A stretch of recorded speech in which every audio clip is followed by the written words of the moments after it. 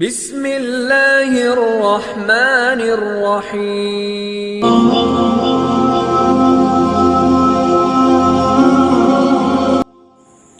بسم اللہ والحمدللہ والصلاة والسلام علی رسول اللہ۔ رب اشرح لی صدری ویسر لی امری واحلل عقدۃ من لسانی یفقہوا قولی۔ معزز سامعین کرام، قرآن حدیث کلاسز آن لائن اکیڈمی میں ہم آپ کو خوش آمدید کہتے ہیں۔ السلام علیکم ورحمۃ اللہ وبرکاتہ۔ معزز سامعین کرام، آج ہم آپ کی خدمت کے اندر خلیفہ دوم حضرت سیدنا فاروق اعظم کا اور ان کے غلام یرفع کا ایک بہت زبردست واقعہ آپ کی خدمت میں بیان کرنے جا رہے ہیں۔ امید ہے کہ آج کا یہ جو واقعہ ہے آپ کو بہت زیادہ پسند آئے گا۔ حضرت سیدنا فاروق اعظم خلیفہ دوم، ان کے بارے میں آتا ہے کہ آپ نے کبھی کسی خواہش کا اظہار نہیں کیا تھا، بلکہ ہمیشہ اللہ کی رضا کے اوپر راضی رہتے تھے۔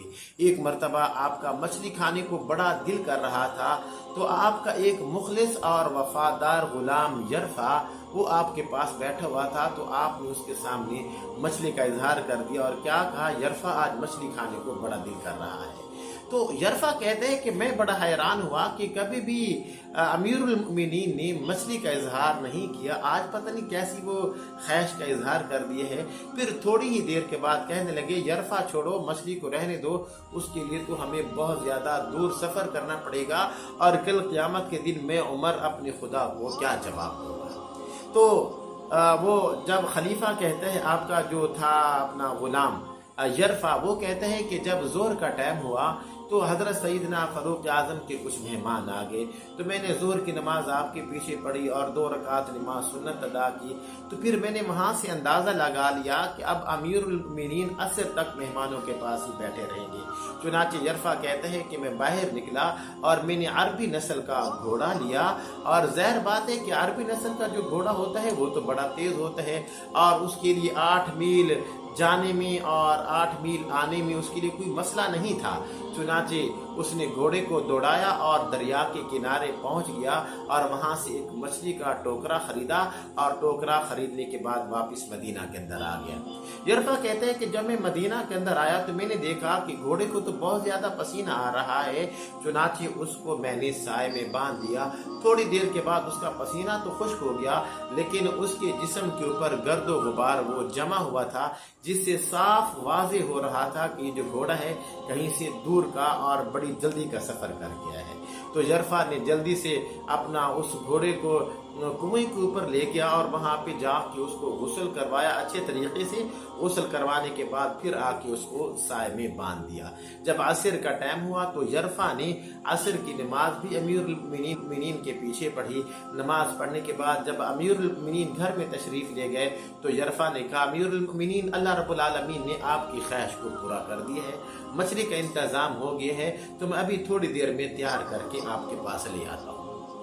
اب حضرت سیدنا فاروق اعظم نے جب اپنے غلام یرفع کی اس بات کو سنا تو آپ گھوڑے کے پاس گئے، اور پہلے تو گھوڑے کی ٹانگوں کے اوپر ہاتھ پھیرا، پھر اس کے جسم کے اوپر ہاتھ پھیرا، پھر جب آپ نے اس کے کان اٹھا کے دیکھے تو کانوں کے اندر جو ہے وہ گھٹا، یعنی کہ گرد و غبار وہ جمی ہوئی تھی۔ اب اس پر حضرت سیدنا فاروق اعظم فرمانے لگے، اے یرفع، بڑی جلدی کے اندر تو نے گھوڑے کو وہ غسل کروایا ہے، اور یہ جو اس کے کانوں کے اندر گرد و غبار جمع ہوا ہے یہ تجھے دھونا یاد نہیں رہا۔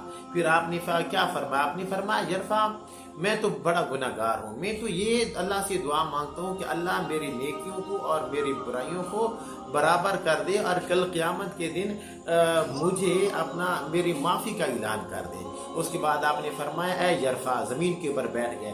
یرفع آپ کا غلام کھڑا ہوا تھا۔ آپ نے کہا، یرفع، تیری وفا کے اندر کوئی شک نہیں ہے، لیکن یہ ہے کہ کل قیامت کے دن میں اللہ رب العالمین کو میں کیا جواب دوں گا اس کے کہ ایک اپنی چھوٹی سی خواہش کے لیے تو نے گھوڑے کو، بے زبان جانور کو اتنی زیادہ تکلیف دی، 8 میل جانے میں اور 8 میل آنے میں، اور اگر خدا نخواستہ کل قیامت کے دن اللہ رب العالمین نے اسی گھوڑے سے پوچھ لیا تو یہ گھوڑا کیا جواب دے گا، اور اس وقت میں اللہ رب العالمین کو میں کیا جواب دوں گا۔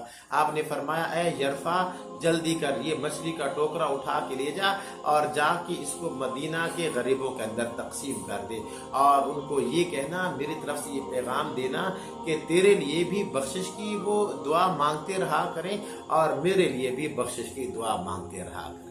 اللہ اکبر۔ معزز سامعین کرام، یہ وہ شخصیت ہیں کہ جو اس وقت بھی روضہ رسول کے اندر حضرت محمد عربی صلی اللہ علیہ وسلم کے ساتھ آرام فرما رہے ہیں۔ بس اللہ رب العالمین ہم کو ان حضرات صحابہ کرام کے نقش قدم کے اوپر چلنے کی توفیق عطا فرمائے۔ امید ہے کہ آج کا ہمارا واقعہ آپ کو بہت زیادہ پسند آیا ہوگا۔ بس اسی کے ساتھ اجازت دیجیے، اپنے بھائی قاری محمد زبیر حسن کو اگلے سبق کے اندر آپ سے ملاقات کرتے ہیں۔ تب تک کے لیے اجازت دیجیے۔ السلام علیکم ورحمۃ اللہ وبرکاتہ۔